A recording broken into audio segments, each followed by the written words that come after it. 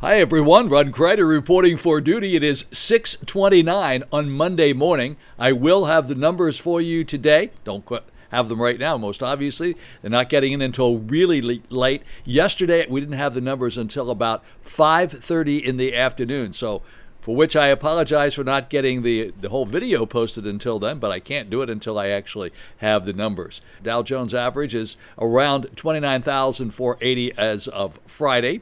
More numbers for you. 39 days until Christmas, 45 days left in this year. 34 of 43 radiation days for me, only 9 more to go, and it's going very, very well. I have to remind you again about those commercials that pop up every once in a while in these videos. I don't put them there. They're put there by YouTube. You can hit the skip button if you like. If you don't want to see the commercial, you can skip through the commercial. Remember the school zone today over on Beachland Boulevard, 20 miles per hour. That means you, not 22 miles an hour. And also remember, don't forget to get a flu shot. Please, please, please get that flu shot. Numbers are not doing very well here in Florida. Oh, first I need to remind you, don't forget to push the like button. I always want to do that. Don't forget to do that. And also probably noticed this morning, especially at 6:30 right now, temperature outside 70 degrees. What a nice morning it is here in Vero Beach. Okay. Florida reported 10,105 new cases of COVID-19 on Sunday, pushing the pandemic total to a number like 885,201. The state also tallied another 30 deaths over the past 24 hours. Now, most of those deaths happened in recent weeks, but were just reported and confirmed in the past day. So they didn't necessarily happen just in one day. Dr. Fauci, director of the National Institute of Allergies and Infectious Diseases, stressed that this is no time to ease up on mask wearing and social distancing during the up-and-coming holiday season. Don't we say that? We say that every day. Remember, it's easier to wear a mask than a ventilator. Even with the vaccine, Fauci said it might be not until the second or third quarter of 2021 that Americans can expect to start approaching a degree of normality. Did you hear that? It might be not before the second or third quarter of 2021 until things will start to get back to normal. The number of patients hospitalized for the disease continues to climb. The spike indicates South Florida is likely experiencing the same surge that's happening across the nation.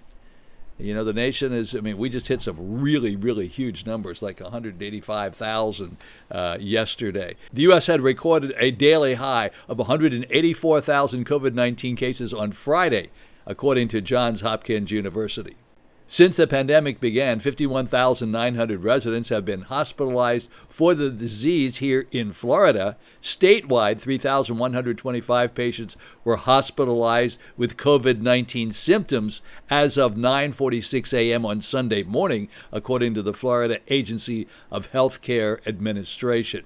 How about that? So that was 3,128 were hospitalized for COVID-19. So, a number of vaccine companies have been asked to increase their supply. We could have a normal winter next year, assuming that the supplies are increased and people get vaccinated. A spokesperson for Pfizer said the goal was to deliver hundreds of millions of doses worldwide by spring, which could already start to make an impact in preventing people from falling ill with the virus. The bigger impact will not happen until summer, he said. The summer will help us anyway because the infection rate will go down. What is absolutely essential is that we get a high vaccination rate until or before autumn or winter of next year. He said it was extremely revealing to receive the recent news that the preliminary results indicate the vaccine is more than 90% effective. Okay, well, we hope that this is absolutely correct. They keep saying that day after day after day. We're kind of wondering why they're stressing this so much. Is it because it's like really, really good news? Or are they really trying to emphasize the fact that they're hoping that it's going to be 90% effective? Obviously, it must be 90% effective based on the people that they are testing, or they wouldn't probably be saying that. Remember, I keep mentioning this to you about these vaccination certificates. There's more and more talk now about getting a vaccination certificate that would permit you into sporting events, Restaurants, some of the better restaurants and so forth, will subscribe to something like Clear, who will be able to determine that you, in fact, have been vaccinated. And as I said yesterday, in the past couple of days, wouldn't it be nice to be able to go to a restaurant and know that everyone in that restaurant had been vaccinated, and the chances of you getting COVID-19 would be very slim? Remember, we are going to be living with this through most of next year. And the worst time right now is going to be between now and springtime. Yeah, between now and springtime. Not for the next couple of weeks, but between now and spring. Get into spring, things might start slacking off just a little bit. Okay, let's take a look at the weather forecast for the Treasure Coast. I keep telling you that's where all this buried treasure is, but don't tell anybody about that. Weather forecast for today, about a 40% chance of rain, mixed clouds and some sunshine.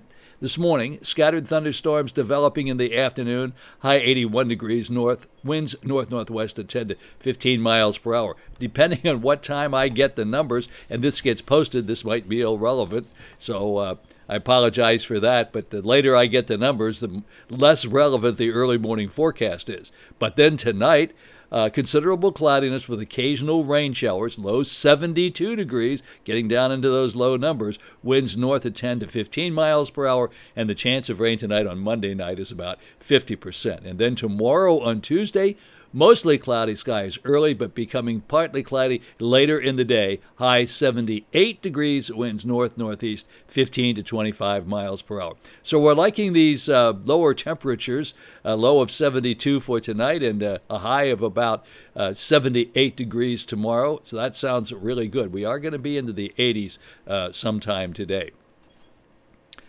Alrighty, folks, well, let's just jump right into the numbers and try to get through this fairly quickly today. I may have some shout-outs at the end. Oh, by the way, I have some really great news to give you about two different events that took place here in Vero Beach over the weekend. One has to do with the police departments of Vero Beach, Publix Market, and Indian River Shores. The other has to do with a little miracle that took place with a little puppy here at the Victoria. That's a little tease. I'll tell you about that as soon as I come back with the numbers. Alrighty, folks, here we are in the numbers department for Monday. I got these numbers in very late. It says 5:30, but I actually got them in right around 5 o'clock today.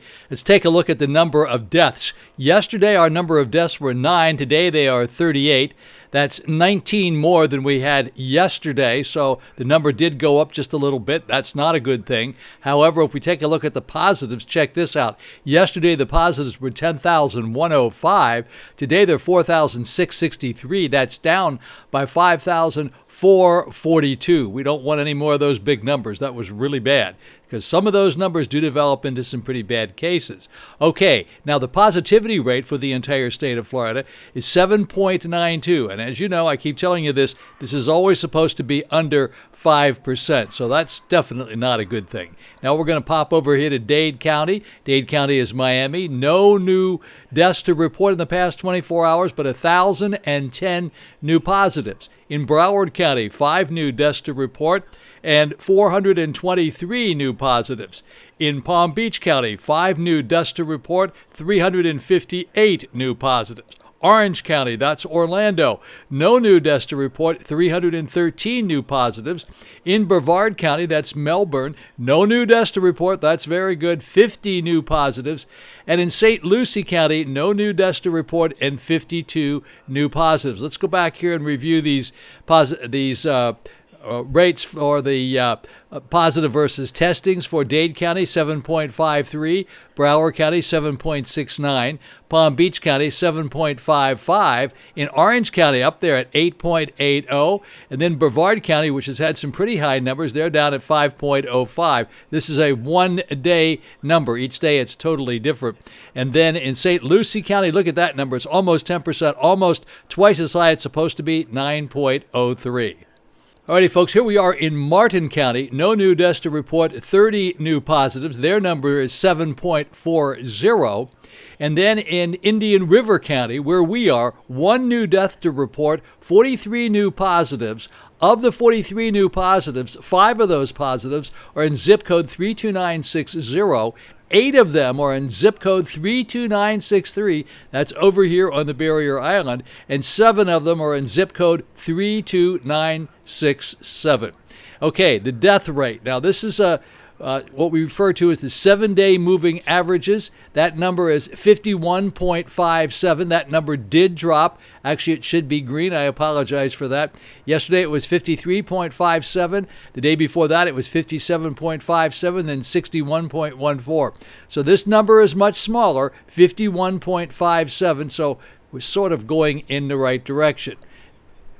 Now, we're going to come over here and take a look at this chart because I wanted to show you this chart yesterday, but they didn't have the current daily on there. Take a look at this. These are the daily cases, and this does show yesterday, but it doesn't show today. But look at that big spike over there for yesterday, that 10,105. Now, when you do the 7-day moving averages, you notice how that kind of averages that into all the rest of them. But as you can see from this chart, it certainly is going up. It's going in the wrong direction. So we definitely have a big issue going here in the state of Florida. I don't care what you say. Don't give me a whole bunch of theories about all of your numbers. It is definitely going up. The 7-day moving average does not lie. Now we'll go down here and take a look at the deaths. I'll do the same thing. I'll apply the 7-day moving average to the deaths. Yes, that does indicate that it has come down, but it also is beginning to creep back up over here. So there you go. That'll give you a pretty good idea of what's going on there. Now, I'm not going to give you the state numbers today, mainly because I just have flat run out of time today. As you can see, it's very late. It's the end of the day. It's between 5:30 and 6 o'clock. I have to get these numbers, collect them together, save them, and then post them up there for you. So I'll give you the numbers tomorrow, and hopefully they'll start bringing these numbers in sooner. It seems like the end of the day is becoming the new normal. I have one really piece of very bad news to report, and I wasn't able to get it on the rest of the video. I'll do something about it tomorrow, and that is a longtime legend here on the Treasure Coast, Johnny Jetson, Jetson Appliance, Johnny Jetson Toffner. I went to high school with him. I knew his grandparents. They worked at the military school I went to at Florida Military Academy. Johnny Jetson passed away. I'm very sad to report that. I'll tell you more about him tomorrow. Didn't really belong in this section, but I just wanted to let you know. Jetson Appliance, probably the 30th largest independent appliance store, group store, in the entire United States, definitely the largest on the Treasure Coast. And he started that March the 10th, I know it very well, in 1974. And I was there because I had a radio station in Fort Pierce. Interesting that we got together after all of that. Anyway, we'll talk about that tomorrow. So let's just jump right into the little ending of the program here. Alrighty, folks, I'm going to tell you this story now about this, first about the police department. We keep hearing all these stories about defund the police, which my head explodes every time I hear that. That's absolutely ridiculous. That's really, really stupid. It's incredibly stupid. Every organization, no matter whether it's the police department, the Army, the Navy, the Marine Corps, doctors, lawyers, you name it, every one of these organizations, there's always a couple of rotten apples in every barrel. It always happens. There's no question about it. Unfortunately, the police are getting a really bad rap. And I'm going to tell you a very, very quick story. A friend of mine yesterday lost her wallet. She believed she lost the wallet at Publix, but she wasn't really sure. By the time she realized she lost her wallet, and she was all ready to go over to Publix and call Publix and try to find out if they had seen her wallet, there was a knock on our door, and here is a police officer standing here from the Indian River Shores Police Department. He said, asked if the person was here, and I said, yes, come on in. And he came in and he said, by the way, I just wanted to let you know, did you lose a wallet? She said, yes, I did lose my wallet. As a matter of fact, we were just trying to figure out where we lost it, what was going on. And he said, well, your wallet has been found, and it's at the Vero Beach Police Department. Well, that's very nice of you. So they sent a police. First thing that happened is, here's what took place.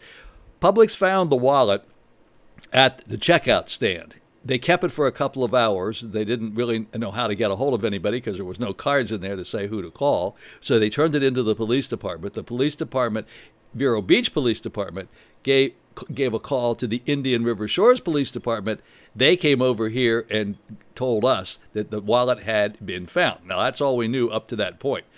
So person goes out to get the wallet, goes over to the police department in Vero Beach, and within like 2 minutes, the wallet appears, and guess what? Everything is intact, including the $250 worth of cash that was in the wallet as well.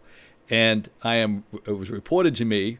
First, I met the police officer here in our building, and he was extremely nice, very polite. Couldn't have been a nicer guy. And the same thing with the way this person was received over at the Vero Beach Police Department. So I want to say this. We need to celebrate our police departments. These guys are terrific. Please remember, every time, there's always a rotten apple on every barrel, but let's stop beating up the police department because of one or two bad guys and celebrate the work that these guys do. Now, this is nothing heroic about this, except the displayed amount of honesty that goes on between these police departments. And one other thing I want to mention, same thing happened to my college roommate in Chicago. He lost his wallet on State Street in Chicago the second day he was in Chicago with all his tuition for the first semester of school in it. And 3 days later, it appeared in Chicago at the police department. He got it all back with all the money. Absolutely amazing. There are still honest people. Same thing happened to me down in Jupiter when I was at Carmine's. I lost my wallet last year. Police department had it, returned it, and all the money was there. Okay, one more really feel good story. Little puppy that lives next door to us here at the Victoria, blind, somehow or other wandered out on the patio on the second floor and fell off the patio of the second floor of the building. And you can imagine, oh my goodness gracious, this is a little dog that doesn't weigh more than 5 or 6 or 7 pounds. Well, guess what? It landed in a bush 2 stories down. That's like 22, 23 feet down. The bush helped to mitigate the fall. The puppy somehow or other got out of the tree and walked away unscathed. Is that amazing? It's a little dog. He's pretty old, and he can't see, and he didn't realize that he was get too close to the edge, and he fell off. 2 great stories. Wallet found, police department did a terrific job, and the little puppy survived.